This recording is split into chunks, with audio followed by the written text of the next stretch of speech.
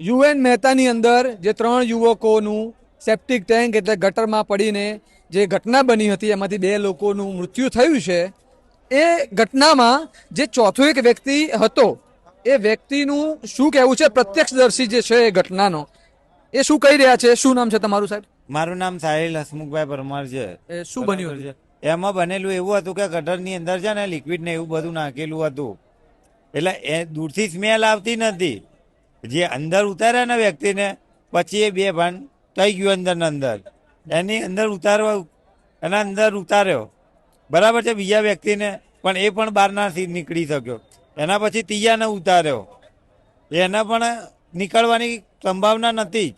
પણ બીજા સુપરવાઇઝર હતા જયેશભાઈ, એ જયેશભાઈ સુપરવાઇઝર એ વ્યક્તિને બચાવીને બહાર કાઢ્યા અને અત્યારે એ વ્યક્તિને થોડું સારું છે. એ આ લોકો એવું કહે છે કે પગ લપસીને પડી ગયા છે. પગ લપસીને નથી પડ્યા, આ લોકોના કામ કરવાની અંદર આવેલું છે. તમે ત્યાં હતા? હા, કેમ કે હું 3 વાગ્યાનો ત્યાં ગટરમાં જ હતો. અચ્છા, હા. તો તમને કેમ કઈ ના થયું? મને બહાર રાખેલો, મને અંદર નતો ઉતાર્યો અને આ ભાઈને ગેસ ચડી ગયો મગજ ઉપર, એના કારણે આવું સંભાવના બની છે. એટલે 2 લોકો બે લોકો ત્યાં જ મરી ગયા હતા. એમને કાઢવામાં મિનિમમ કલાક 1.5 કલાક લાગ્યો છે. બરાબર છે. કોઈ ફાયર બ્રિગેડની કઈ યુએન મેદાનની અંદર કઈ સગવડ નથી છે બી, તો કોઈ કામ કરનાર નથી. એટલે આ લોકો એવું કહી દેશે કે ભાઈ તમે તો હતા જ નહીં, તો તમે તેનો કોઈ પુરાવો છે? પુરાવો તો તમારે કેમેરા ચેક કરી શકો છો. કે કેમેરાનું તે લોકો ના પાડે છે? ના પાડે છે ને. રજિસ્ટર્ડમાં નામ હોય એવું કઈ છે? અમારા રજિસ્ટરમાં કઈ નામ નહીં આવતા હોય કે એવું કઈ? હા, અમારી રજિસ્ટરમાં નામ તો હોય. હા, પંચિંગ હોય, પંચિંગ નંબર હોય અમારા. એટલે કયા કયા સાહેબો હતા એની અંદર ઘણા બધા 2-3 સુપરવાઇઝર હતા. બરાબર છે. નામ છે એમનું? એમનું હતું એક પિનાકીન સાહેબ હતા, એક રાજભાઈ હતા, એક એસઆઈ હતા અમારા, પછી 2-3 સુપરવાઇઝર હતા. આ બધા હાજર હતા અને આ બનાવ બન્યો છે. આ લોકો તો એવું કહે છે, આ લોકો માનવા તૈયાર નથી. તો તમે પ્રત્યક્ષદર્શી છો કે તમે આ બધું ઘટના જોઈ છે. હા. તો આ લોકોએ તમને બોલાવ્યા ખરી પછી નિવેદન લેવા કે એવું કઈ? એવું કઈ બોલાવ્યા નથી. અને તમને કોઈ દબાણ બબાણ કે એવું કશું જ નથી અમને દબાણ. એમ નહીં, એટલે આ લોકો કહી રહ્યા છે કે ભાઈ તમે બહાર નિવેદન ના આપતા કે એવું કઈ? ના, એવું કશું જ નહીં કીધું અમને. બરાબર. એમ નહીં, જ્યારે આ થયું તો ઘરવાળાને જાણ ક્યારે કરી?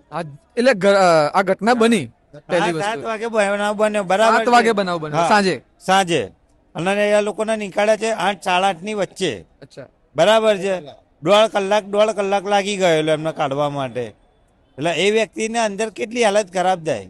એક વ્યક્તિ જે પહેલા પડ્યો રોકી, કેટલી ઉંમરના હશે આ લોકો? રોકી હશે 30-32 વર્ષનો. બરાબર છે.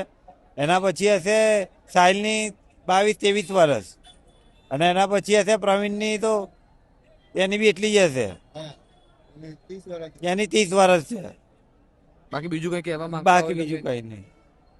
તો આ એવો ખુલાસો હતો કે યુએન મહેતાનું તંત્ર, જે હમણાં સીએમઓ આવ્યા, એ સ્વીકારવા તૈયાર નહોતા કે આ લોકોનું ગટરમાં સાફ કરતી વખતે મર્યા છે. એમનું એવું કહેવું છે કે પગ લપસી ગયો, પરંતુ આપણી પાસે પ્રત્યક્ષદર્શી વ્યક્તિ છે, તેમને આ ખુલાસો કર્યો છે સ્વમાન પર કે આ પ્રમાણેની ઘટના બની હતી. 1.5 કલાક સુધી આ લોકોને રાખવામાં આવ્યા અને ઘટના પણ કેટલી ખતરનાક છે કે અંદર કેમિકલ હતું, એક વ્યક્તિને અંદર નાખવામાં આવ્યો, એ પડી ગયો.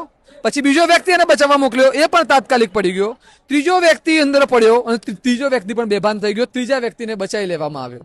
તો આ હકીકત છે, જે હકીકત કદાચ છુપાવવામાં આવે, આ વ્યક્તિને કદાચ દબાઈ દેવામાં આવે, પરંતુ આ ઘટના સ્વમાનમાં એમને કરી છે, જે ખુલાસો કર્યો છે એ અમે તમારા સુધી પહોંચાડીએ છીએ. આગળ જોઈએ છે કે પ્રશાસન આ વિડીયોને લઈને શું કાર્યવાહી કરે છે, આ લોકોને ન્યાય મળે છે કે નહીં, આ જે આંદોલનના લોકો બેઠા છે એ લોકોને ન્યાય મળે છે કે નહીં. તમારું આ મામલે શું કહેવું છે અમને કમેન્ટમાં જરૂર જણાવો.